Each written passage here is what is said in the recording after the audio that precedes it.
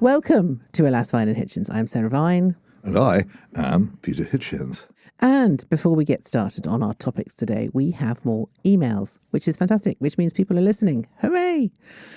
First one is from Terry in Manchester. It says, afternoon, great podcast. Did you hear that, Peter? I did hear Great that, podcast. yes. I was wondering, as a cyclist and a resident of central Manchester, if either of you have opinions on the deluge of delivery and takeaway drivers that now flood cities on bicycles, not following the rules of the road and no way of tracking these drivers and holding them to account. I regularly see these people almost causing accidents on an almost hourly basis living in the city centre. Terry, I love Manchester. My daughter is a cyclist in Manchester and she is not a delivery driver, but it is a city of cyclists. I have to say, I rather agree with Terry. Today I was crossing the road outside the building and one of these delivery drivers just basically almost ploughed down a woman in a pram by not stopping at a red light. And they don't have number plates or anything. They're not cyclists. No, they're exactly. The mistake they're that, driving that, electric that Terry bikes. says is he calls them cyclists. These things are very powerful, very heavy electric motorbikes. Technically, they're only capable of going at 15 No, they and a get half souped miles an up. hour, but actually they can go at 60. And they are the result of a disastrous collapse by both the Labour and Conservative parties, who have allowed, for the first time, a great breach in what keeps us safe on the road. Since the 1930s, the rule has been, if you want to drive a motor vehicle, however small the engine, you have to have a driving licence, and the vehicle has to have a number plate. It's quite simple. In both cases, And it helps insurance. you to be found if you misbehave, and it's something we can take away from you if you misbehave, and then you can be stopped from using it. They've now introduced, for the first time in this country, high-powered, high-speed motor vehicles, which you don't need a license to drive, you don't have to pass a test, and also they have no number plates. So you can, in fact, drive them drunk or high on drugs, and you can break all the rules and nothing will happen to you. It is the stupidest decision ever taken. It's been taken by parties which know perfectly well that public transport in this country is collapsing, and they think that by going third world in this way, because in a lot of third world countries you have the same thing of actual motor vehicles which are effectively unlicensed, filling the streets and making life impossible for pedestrians. To divert themselves from their failure over public transport, they've decided to destroy the quality of life for millions of people. But the crucial thing about this is they're not bicycles. No. As a cyclist, I hate them, and I hugely resent them occupying the parts of the road that I ride on, and I hugely resent them being on cycle tracks. Anything that's motorised should have a licence, should have a number plate, and the person cycling should be insured. But here, and I've been perplexing about this for 2 or 3 years now. The Ministry of Transport knows this, and yet it has passed regulations into law which make it possible for people to avoid this. I wrote, when it first began, to every single member of the Transport Select Committee of the House of Commons. I got one reply. And that was emollient and irrelevant. It's bizarre. It's really bizarre. Somewhere in the power structure, people have decided they're going to inflict this on you. What amazes me is that there isn't more organised anger against it, particularly, for instance, from organisations like the RNIB, because it's bad for everybody, but it's terribly bad for people with poor sight or who are blind. Yeah, and also Terry makes the point that they're used a lot by delivery drivers, and delivery drivers, by definition, are always in a hurry. So they're always kind of, jumping lights or breaking the rules, and they really should be regulated. I wonder what they're delivering, Terry. Well, it's not always pizza, I think. Pizza. It's not always pizza, especially the ones. And by the way, especially the ones who go around, as so many do in my hometown, should be included. Masked up to the eyeballs. Yes. I also think it should be illegal to wear a mask on one of these vehicles. Anyway, who's going to enforce that? Well, I thought you'd have to have a police force in the country to enforce that, and we don't have one. So see previous editions. Yeah, exactly. Thank you, Terry from Manchester. I think I'm going to let you do this one because, Peter, there's a very difficult word which I don't think I can pronounce. It's from Saskatchewan, a province of Canada which I have some interest in because it contained Bob's hard-to-find video store, which used to sometimes rescue me in searches for very obscure films of the sort that I like to watch. Ooh, tell us more. All that aside, the one that I really struggle to find is called Laveur. It's about the Slansky trials in 1948 in Prague. I thought you were going to say something a little bit more saucy. Switch off your antennae on that kind of thing. I promise you that kind of thing is pretty easy to get for everybody. We'll put it in the show notes. Not the kind of thing I want to watch. That's never easy to get. Okay, quite. right. Sorry, now then. that was very puerile. So here we have from Sheila Dowling from Saskatchewan. I listened with interest to your podcast from the marijuana paradise of Canada. That's not my opinion, but it seems to be the belief that many in the UK have of my adopted country. And she noticed that I referenced on Twitter this week, as I often do actually, a trial, horrific murder trial in this case in Saskatchewan, in which a psychiatrist said there was absolutely no doubt that the killer had been driven out of his mind by marijuana. And she rightly says that the arguments proposed by the UK proponents of legalisation are naive in the extreme. And the interesting thing about Canada, from which she writes, is that it completely refuted, I don't say contradicted, I don't say rebutted, it completely refuted all the arguments of marijuana legalisers. They said, if we legalise it, we can regulate it, and we can decide what strengths people have, and that it can be sold in safe quantities and so forth. Well, of course, you can in the legal shops, but legalising doesn't mean that the illegal trade closes down. No, just goes elsewhere. Something which the Canadian police, like ours, if we had any police, the Canadian police have been completely failing to enforce for many, many years. And people often say, oh, well, the day that legalisation comes, you don't get a huge surge in murders or mental illness. Of course you don't, because legalisation of these drugs always comes after years and years and years of failed enforcement of the law. So she's right. And she also says that I'm a voice in the wilderness on this issue. And it is astounding, it seems to me, that it has to fall to me to be one of the very few voices in public who actually warns against this as we move relentlessly towards the day when this country legalizes marijuana, and the amount of terrifying mental illness, particularly among the young, will become such a scourge that people within 10 or 15 years of legalization will say, why did we do that? Why didn't anybody warn us? To which I say, I'm warning you now. Don't do it. Well, it's one of the stupidest things any country can possibly do. Well, and she also references fentanyl. She says, far more tragically, the dealers who used to deal cannabis turned to trafficking women and fentanyl. And if fentanyl ever gets a hold on the UK, it will truly be the end. Lovely cities such as Victoria and Vancouver are being wrecked. Fentanyl only costs $2. Yeah, less than a bottle of beer. Those of us who've watched Dope Sick and all the rest of it are aware of it. But it is actually, it's a different phenomenon, and there are reasons why in a country without a state health service of the kind that we have, there are reasons why it's less of a menace here than it is here. It doesn't mean that it wouldn't be a terrible thing if it became common, but it's a different problem from the marijuana problem. Well, our problem here, I think... If we had huge corporations which were legally allowed to sell marijuana, then there would be more of a parallel. Yes. That's what the legalizers want, of course. Again, in this country, I think they probably wouldn't pivot to fentanyl. They'd probably just pivot to ketamine, which is what seems to be a huge problem. Anyway, thank you, Sheila. Another letter from Jack, doesn't say where he is, a citizen of the world, digital nomad. Obviously from the countryside, I think. Hello, Peter and Sarah. I listen to your podcast, and it's an enjoyable listen. I feel enjoyable is a kind of... it's like saying it's nice, but anyway, thank you. We'll take the compliment. I was wondering if you could... Sorry? I'll certainly take it if you don't like it. I was wondering if you could, in one episode, have a conversation of what your thoughts are on agriculture, brackets farming, and how important food security is for the country, and maybe the politics, i.e. agriculture subsidies and inheritance tax. Yes, Jack, is the simple answer to that. It's a huge subject. We've been talking about doing it for ages. Well, thank you for all your letters. If more of you would like to get in touch, please do. You can email us at alas@mailonline.co.uk. You can leave a comment on Spotify, or you can WhatsApp us on a number I've forgotten. So to our first topic, which is the topic of friendship. So I have got a book out. Well, it's not quite out yet, but it's been serialised very generously in the Daily Mail. It's called How Not to Be a Political Wife. And it's the story of how my entire friendship group collapsed after Brexit, because I was very close friends with the Camerons and all of their related friends, and they were very cross about Brexit generally, and the fact that my now ex-husband voted leave and campaigned for leave. And subsequently, that all led to a whole load of other things, which eventually led to Michael and I parting ways. So it was quite a big schism in my life. And, there are lots of things I did wrong.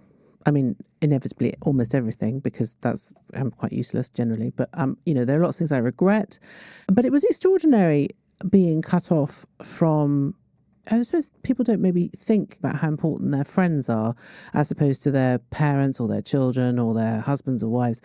But actually, friendship groups can be really vital. And in my case, they were. I mean, Peter, does this resonate with you at all?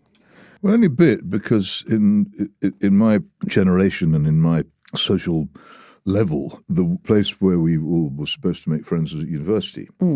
And at university, I was a revolutionary Marxist, and all my friends were revolutionary Marxists too. So that was your tribe? And that was it. So when I broke with that tribe, I lost all my friends. And since then, I have a very small number of friends. So did you, so did you feel bereft at all? Not really, no, because it was impossible. I would cheerfully have carried on being on good terms with them, but they regarded me as a traitor. Well, that's exactly what happened to me. I was completely convinced that you didn't have any. You would been quite capable of staying on good terms with them, but not them. No, it's really odd because I thought, well, it's really just an argument about whether we stay in a trade bloc or not. I mean, really, that's all it is. It's a political argument, and I never thought that just not agreeing with them would mean that the whole relationship was negated. Well, they were more than a political group.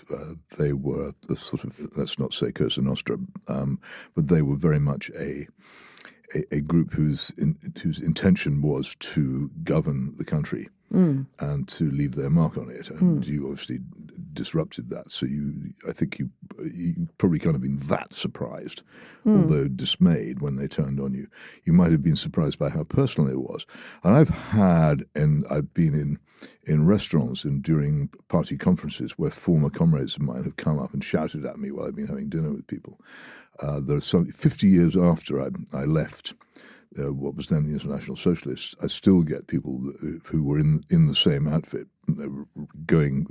having public denunciations of me, and also making remarks not so much about my politics but about my character. For them it's personal, and it's not the same as being a group of people who want to make David Cameron Prime Minister and George Osborne Chancellor of the Exchequer, which is almost as mad and objective as Trotskyism. But there is some intensity about a political club or society. They don't just think that people who disagree with them are wrong; they think that they are bad. Yes, I mean, you see this a lot on the left, but I never really thought. I always thought that sort of the centre right, which is what they were. They're on the left. You misunderstood, as so many people do, what they were about. The Conservative Party became an organ of the left when David Cameron took it over. That's what was going on. He probably, like so many nominal Conservatives, didn't understand what he was doing, but he was actually Blairising the Conservative Party and turning it into a Blairite. Yes, organ. Definitely, and also playing Angry Birds a lot. Well, I wouldn't know about that. The Blairising was very obvious to anybody who could read. But, the thing is, and I write about this in the book, is that, I didn't call the referendum. He did. I didn't give a free vote on it. He did. I didn't set any boundaries to the vote result. He did. And then you don't start a fire like that and then walk away, which is what he did. Well, that's just occurred to you. He's not very nice. Well, he seemed very nice. Well, lots of people who aren't very nice seem very nice as long as you stay on the right side of them. And they very, very quickly turn into something totally different when things change. Yeah. I think there probably comes a point in everyone's life where you have an experience which teaches you who your friends are. So it's funny, I never used to understand those sort of kind of sayings, that your grandmother used to say, oh, you know who your friends are now. I really understand now who my friends are. And it's much nicer to just have a few really genuine friends than to have this big kind of swarm of people. Yes. It's interesting. Nobody in the history of the world ever said anything nice about Lord Beaverbrook, the great newspaper proprietor of the 30s, 40s and 50s, except A.J.P. Taylor, the historian, who at a time when he was in some trouble was, as it were, rescued and helped by Beaverbrook. He said Beaverbrook was a foul-weather friend. Okay. It's an amazing compliment. That is an amazing compliment. Yes, that is an amazing compliment. That's what you need, foul-weather friends. Foul-weather friend, yes. Well, anyway, I do have some foul-weather friends now, and that's absolutely, I definitely do, and I would like to thank them all on this podcast now for putting up with me. I would say one thing, another problem that I had was that I went for a large part of my childhood to boarding schools, boys-only boarding schools, and these were miniature totalitarian societies. in which it was very easy to fall victim to mistrust, the constant rumours, gossip, and gangs being formed. And I found it very difficult to make and maintain friendships at those places, especially since, particularly when the summer term ended and you went off back home for 2 months. During which you would never see these people at all. Yeah, to be tortured by your brother, as I recall. Well, that's I'm not going to start on that now. Such a good topic. I just love the stories of you and your brother. You should write a children's book about it. One day I'll tell you all of them, but I'm not. Anyway, yes, sorry, I interrupted. We're not talking about my brother now. We did do, I think. Yes. But then you come back and everybody, and then someone's gone on holiday with someone else, or they've met up during the school holidays, and a whole new alliance is formed. They're not the same people as they were 2 months ago. I mean, small boys change very rapidly anyway. It is also true. I've come to the conclusion that all small boys are mad anyway, so it's not. It's all a bit unpredictable.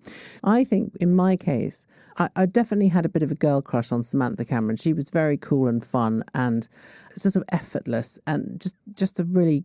Genuinely a very nice person. And I suppose maybe my error was to think that just because she was married to Dave, that also made him a nice person. Maybe that was my mistake.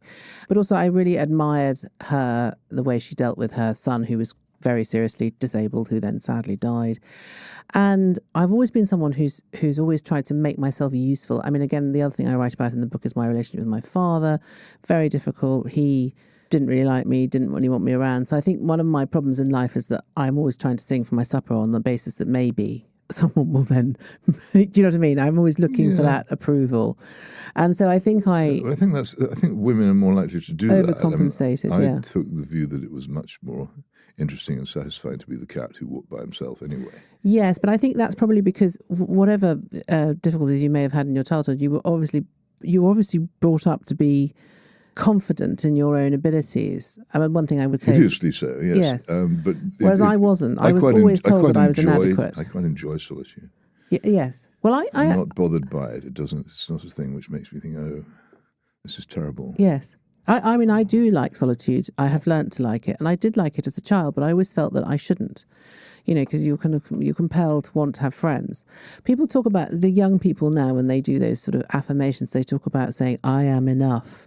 I never thought I was enough. I was never enough. And you just don't think that if you have a difficult relationship with your father, particularly as a girl, I think you're always chasing people who appreciate you. And in the beginning, I felt that I was useful, and I felt that it was reciprocated. And then, as I said, the sort of schism happened, and I realised that I'd been labouring under a mistaken impression. Well, I thought your Jeremy Clarkson moment.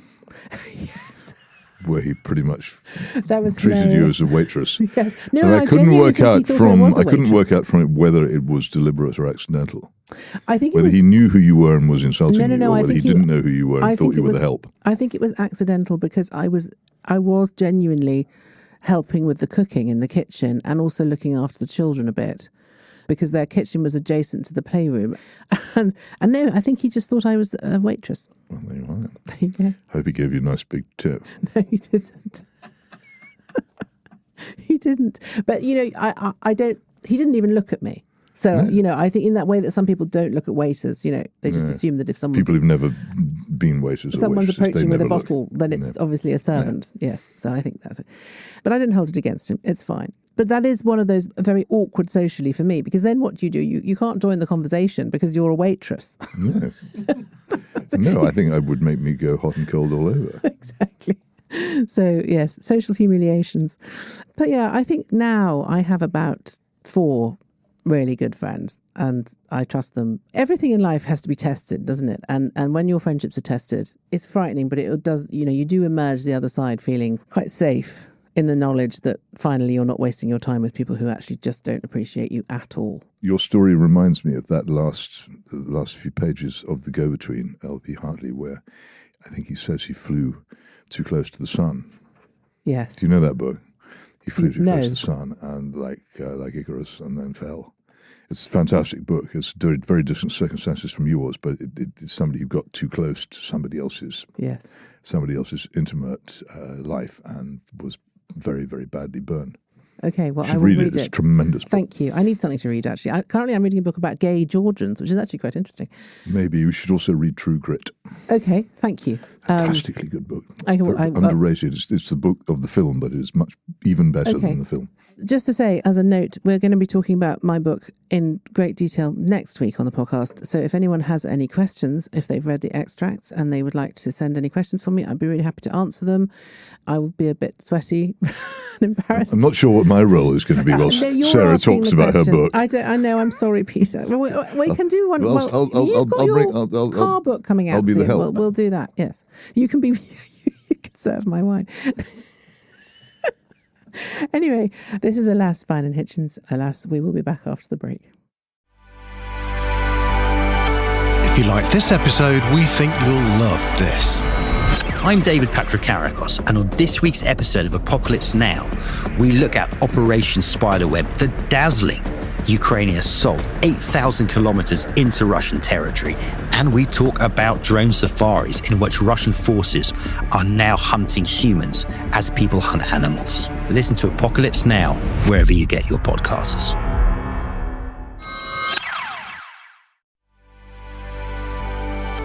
If you like this episode, we think you'll love this. This week on The Life of Bryony, can you really rewire your brain, heal your gut, and feel 10 years younger just by eating roast dinners? Davinia Taylor went from red carpets and hangovers to cold plunges, collagen, and building the UK's first biohacking HQ. If you've ever felt stuck, sluggish, or just done with feeling crap, this one's for you. Available to watch and listen now on The Life of Bryony.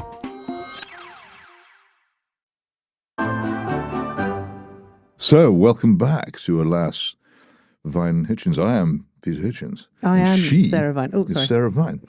Shut up. And I want to talk about Poland, but you may find this an off-putting subject. So let me take you back to a cool September afternoon in 1940 where an actual living nightmare is taking place in the rather handsome town of Brest-Litovsk, then in Poland. If you were there, what you would have seen is a joint Nazi-Soviet military parade. The troops of Stalin's Communist Red Army and the troops of Hitler's Wehrmacht marching side by side, celebrating their joint victory over Poland, and afterwards getting together for a few beers and to drink the toasts of each side, the Russians drinking to Hitler and the Germans drinking to Stalin. This amazing moment where the most evil forces in the world came together in one place to celebrate their victory over one particular country, Poland, probably the most important country in Europe, even though it keeps disappearing and reappearing again, and now in the most extraordinary state.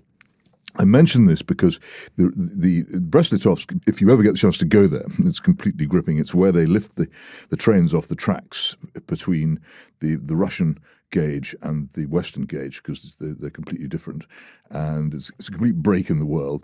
It contains a hotel, if you want to stay there, called the Hotel Bug, named after the river which runs through Brest-Litovsk, and a huge ruined fortress, which is the scene of many, many major historic events. It's well worth going to. It's one of my privileges that I've been there, so I care about it. But this event symbolizes really the great division in Europe between German power and Russian power, which has been pretty much dominant in that part of the world and now over Europe for 200 years or so, which we now tend to forget. We think of menacing Russia, invading Ukraine, but no one remembers that there is actually another power in Europe, and that other power in Europe is called the European Union, but as far as I'm concerned, it's the continuation of Germany by other means.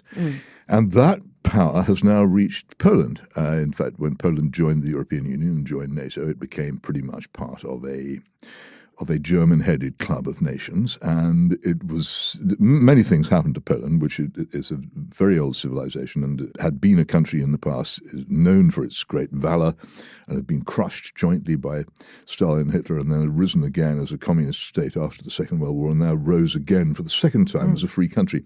Fantastic story. You go to Warsaw now, compare it with the way it was in 1980 when I first saw it, it's completely transformed. The country is transformed. It's shiny, rich, successful, and it's full of more or less contented people. Huge amounts, I think, of German money and certainly European money have been lavished on it, and it's also now beginning to build quite major armed forces.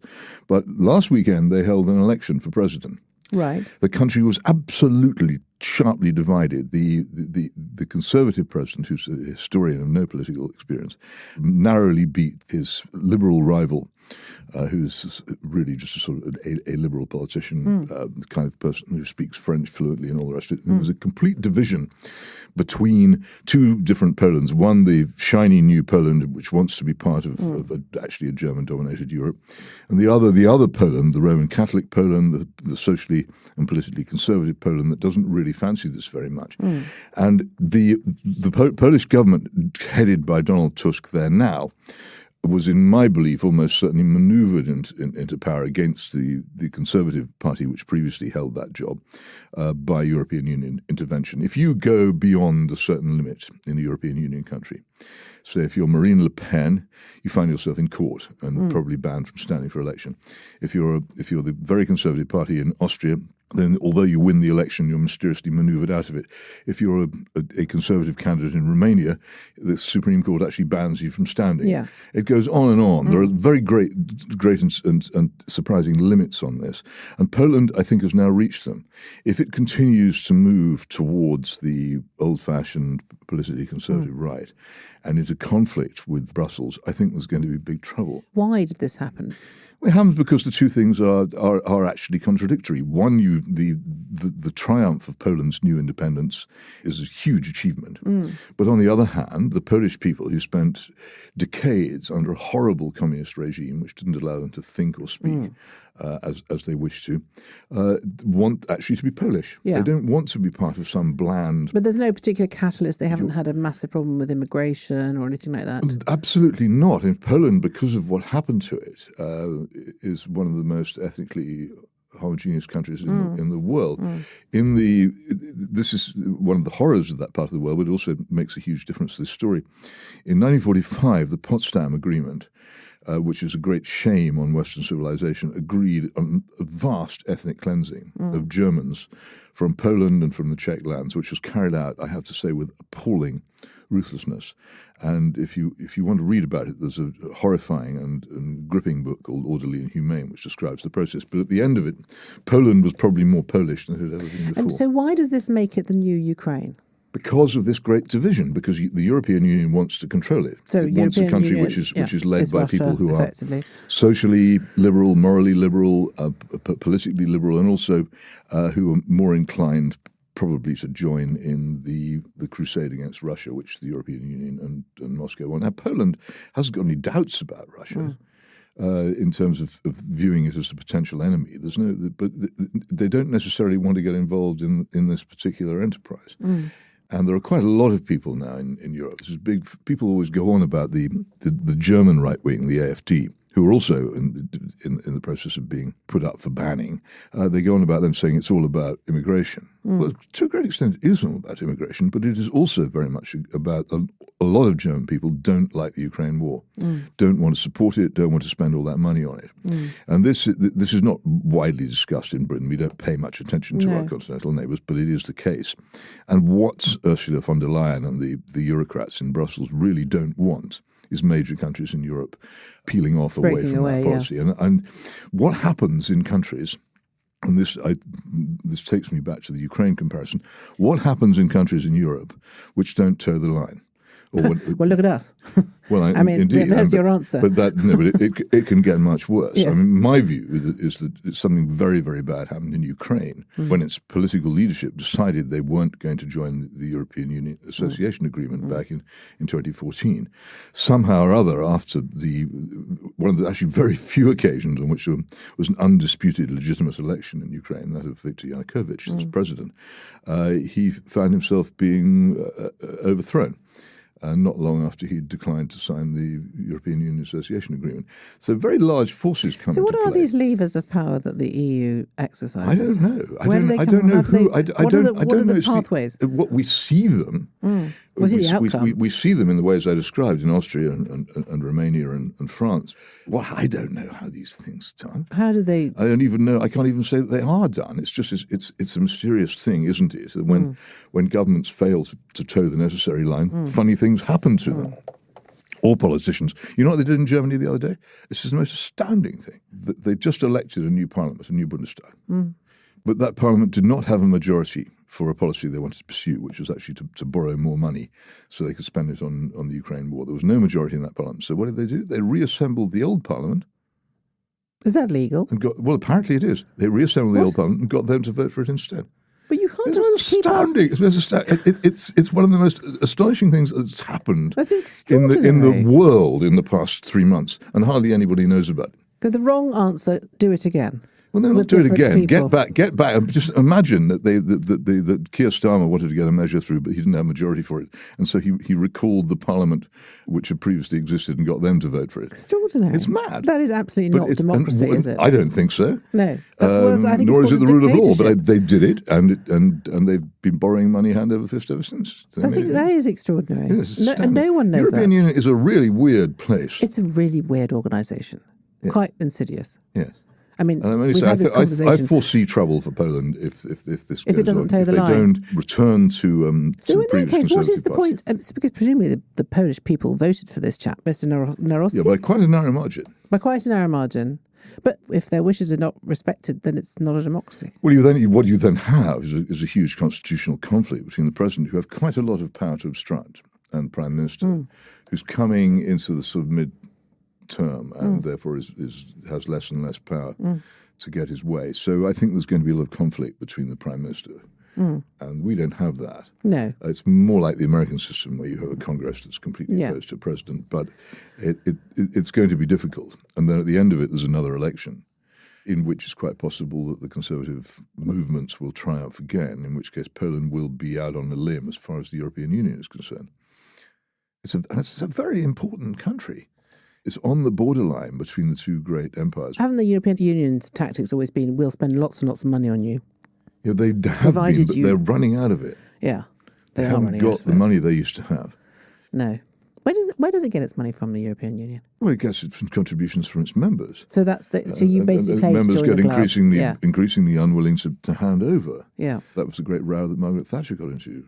Mrs. Thatcher's billion, I think it was called. She eventually forced them to cough quite a lot of it up and give it back. But I think Blair then gave it back to them. But most of it is contributions from members. And there are net contributors and there are net recipients. And Poland has for a very long time been a net recipient. But it ran into a lot of trouble with the EU under the previous Conservative government. There was a lot of friction going on. And I think there'll be more friction. I think we should do a whole episode on the EU. I think it's really interesting. It's a I think we should fascinating thing. delve into it and maybe get one or two experts in. Perhaps, I mean, I know that you're obviously an expert on The everything. key thing about the European Union, it claims to have a parliament. But for an English person, it's very, very odd that this parliament has no opposition. Yeah, it's not really. It's absolutely. Larry Siedentop There's no debate. made this point of the democratic deficit in the European Union. There are the forms of democracy, but not the content. And there's no real responsibility. The Commission isn't really responsible to the Parliament. The Parliament can sack the whole Commission, but it's all just a but that's veneer, going isn't nuclear, it? so people don't do that. So it's not really a particularly democratic body. But it's just a veneer to give it a bit of legitimacy. I think there are people in it who genuinely believe. I believe that the European Union is better than the naked German domination, which would otherwise, I think, have happened. And it's far superior to that, but that doesn't mean it's beyond criticism. No. That we shouldn't be Or that it should wary be- of it. I mean, you see things like the simple halting of an entire Romanian election, or the weird manoeuvrings which led to the party which won the election in Austria then not becoming the government. It's just wrong. Yeah. Yes. I mean, it should be accountable. Thank you for listening to Alas, Vine and Hitchens. We will be back next week. Don't forget to check out this week's reading list, which is, I think, quite comprehensive. You've mentioned all the books. Well, I'd also mention a book called Berlin Rules, called by Paul Lever, I think, former British ambassador to Berlin. Okay. Which is very good on German domination of the European Union. So there you go. Share any books you think we might want to read. To get in touch, you can email alas@mailonline.co.uk. You can leave a comment on Spotify or send a voice note on WhatsApp 07796 657 512. Start your message with the word alas. And don't forget, we'll be talking about my book next week, How Not to Be a Political Wife. So if you have any questions or any insults that you would like to leave, please do. And the more questions you send, the less work I'll have to do. Yes, please. Please send lots of questions so that Peter can have a snooze. Thank you for listening.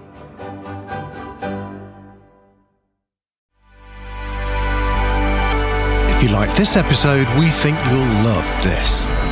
I'm David Patrikarakos, and on this week's episode of Apocalypse Now, we look at Operation Spiderweb, the dazzling Ukrainian assault 8,000 kilometers into Russian territory, and we talk about drone safaris in which Russian forces are now hunting humans as people hunt animals. Listen to Apocalypse Now wherever you get your podcasts.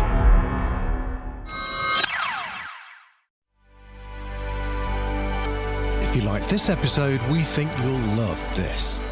This week on The Life of Bryony, can you really rewire your brain, heal your gut, and feel 10 years younger just by eating roast dinners? Davinia Taylor went from red carpets and hangovers to cold plunges, collagen, and building the UK's first biohacking HQ. If you've ever felt stuck, sluggish, or just done with feeling crap, this one's for you. Available to watch and listen now on The Life of Bryony.